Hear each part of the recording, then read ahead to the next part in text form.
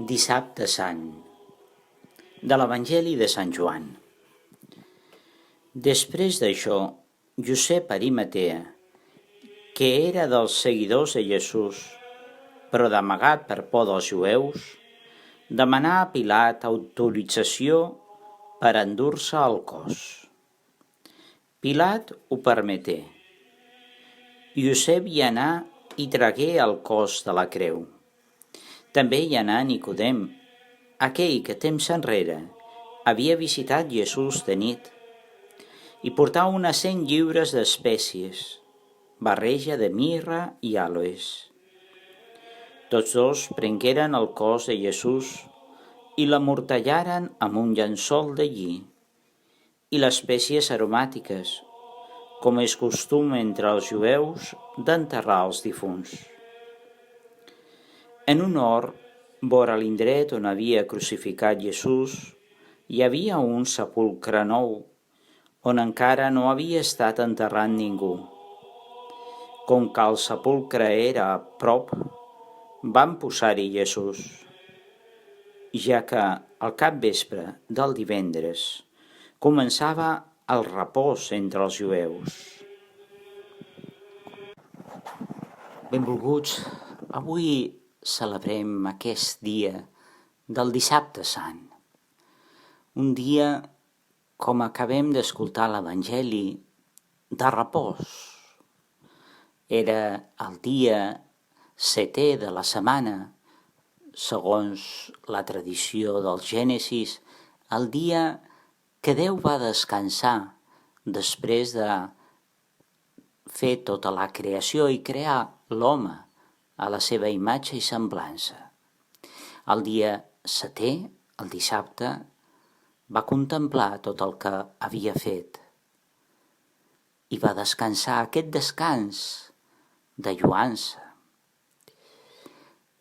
Així doncs, el cos de Jesús mort en creu és davallat de la creu i posat en el sepulcre, un sepulcre nou. Avui és el dia de contemplar aquest sepulcre. Avui és el dia en què Jesús mor davallar fins al fons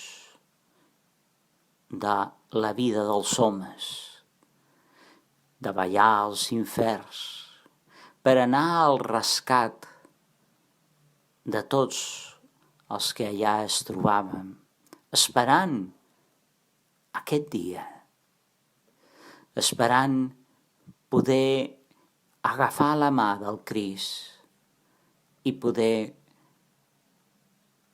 aixecar-se de l'amor. Avui és el dia, en aquest dissabte, d'esperar, doncs, davant del sepulcre i esperar amb la companyia de la Mare de Déu. Ella, que viu en la soledat aquest dia, però viu també amb l'esperança de saber que el seu fill ha de tornar d'entre els morts, ha d'obrir aquell sepulcre tancat, ha de manifestar-se ressuscitat. Nosaltres avui ens trobem en aquest silenci del Dissabte Sant, en aquest desconcert dels deixebles. Moltes vegades com ells, davant d'aquests sepulcres tancats que ens trobem en la nostra vida, tants moments en què no sabem què hi ha més enllà d'aquella pedra del sepulcre. Què hi passa dintre del sepulcre? Ens hi agradaria poder ficar-nos-hi, poder mirar el que allà hi ha dintre, a veure què passa. Però no podem. Aquella llosa del sepulcre ens ho impedeix. En la nostra vida tantes vegades ens agradaria veure més enllà, veure què és el que tenim per davant. Però no ho podem fer, tenim aquesta llosa del temps davant nostre. No podem saber què hi ha més enllà, què és el que ens trobarem demà, en aquest demà de la nostra vida. I això a vegades ens omple d'incertesa, d'intranquil·litat, de dolor, de desesperança. Però avui és dissabte sant. I és dissabte sant perquè sapiguem viure en aquesta soledat, en aquesta esperança del sepulcre, acompanyats de la Mare de Déu, acompanyats de tots els germans que estem esperant. No estem sols en l'espera, en la incertesa.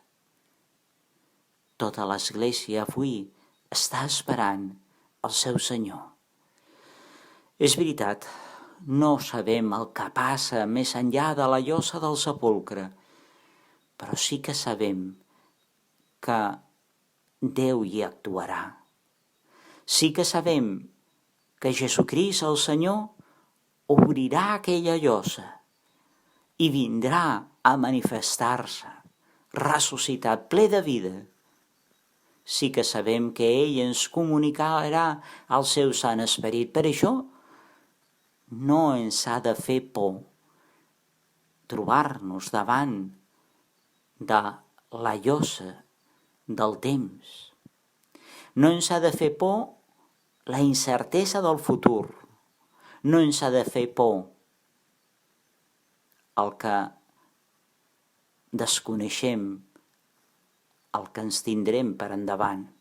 Perquè sabem una cosa, el Senyor és davant nostre. El Senyor obrirà aquesta llosa del temps i se'ns manifestarà gloriós, ple de vida, i ens donarà a participar del seu amor, de la seva vida. Aquesta certesa la tenim. No podem veure més enllà amb els nostres ulls, però sí que podem anar molt més enllà amb el nostre cor, el cor que ens mou a la fe, a l'esperança. La Mare de Déu ens hi acompanya en l'espera, en l'esperança. L'Església sencera espera la resurrecció del